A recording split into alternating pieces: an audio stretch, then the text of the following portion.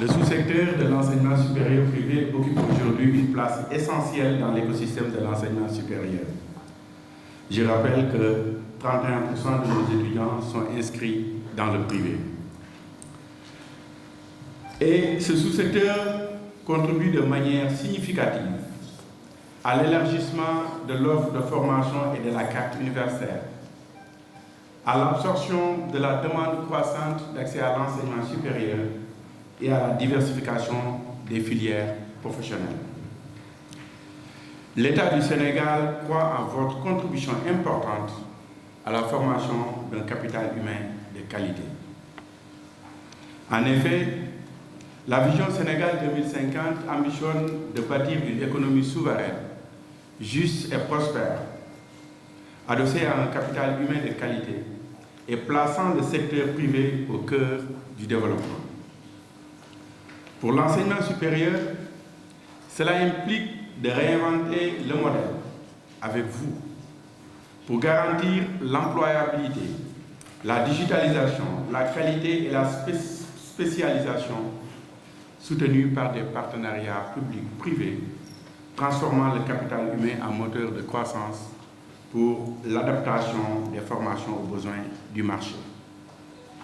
Ainsi, dans un monde en pleine mutation, marqué par des révolutions numériques, climatiques et sociétales, l'enseignement supérieur, la recherche et l'innovation ne sont plus un luxe, mais des impératifs vitaux.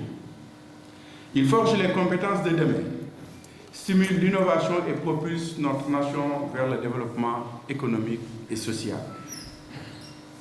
Toutefois, cette dynamique doit s'inscrire résolument dans le respect strict des textes législatifs et réglementaires qui encadrent le fonctionnement des établissements privés d'enseignement supérieur.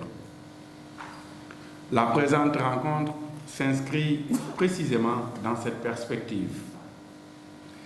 Il s'agit d'une part de procéder à un rappel clair sans équivoque de la réglementation en vigueur régissant la création et l'habilitation institutionnelle, le fonctionnement, la délocalisation, la déconcentration, la décentralisation des établissements privés d'enseignement supérieur, mais aussi les extensions de filières, de programmes et l'accréditation des diplômes. Le respect de ces dispositions est une exigence pour tous les acteurs de l'écosystème. Il garantit la qualité des formations offertes, la protection des étudiants et la crédibilité de nos diplômes tant au plan national qu'international. D'autre part, cette réunion se veut un cadre de dialogue constructif.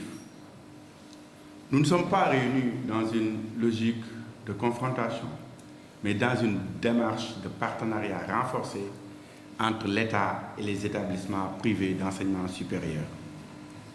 Notre ambition commune est de bâtir de manière inclusive un enseignement supérieur privé, performant, compétitif et aligné aux standards internationaux. Mesdames et messieurs, la qualité doit demeurer notre boussole. Elle implique le respect des procédures d'agrément provisoire et d'habilitation institutionnelle, la conformité des offres de formation au référentiel en vigueur, la qualification du personnel enseignant, la transparence administrative et financière et le respect des droits des étudiants. Faisons de la recherche et de l'innovation le premier axe de développement en valorisant le savoir, le savoir-faire, le savoir-devenir et en diffusant les technologies. Adoptons les curricula aux besoins de l'économie, notamment en promouvant l'éducation entrepreneuriale et les compétences numériques et technologiques dans le supérieur. Nous devons collectivement veiller à ce que chaque établissement privé soit un espace d'excellence académique, d'éthique et de rigueur. Je tiens à rappeler que le ministère de l'Enseignement supérieur, de la Recherche et de l'Innovation reste disponible pour accompagner les établissements dans leur démarche de mise en conformité, d'amélioration continue et d'innovation pédagogique. Notre responsabilité est partagée. L'État régule, encadre et contrôle.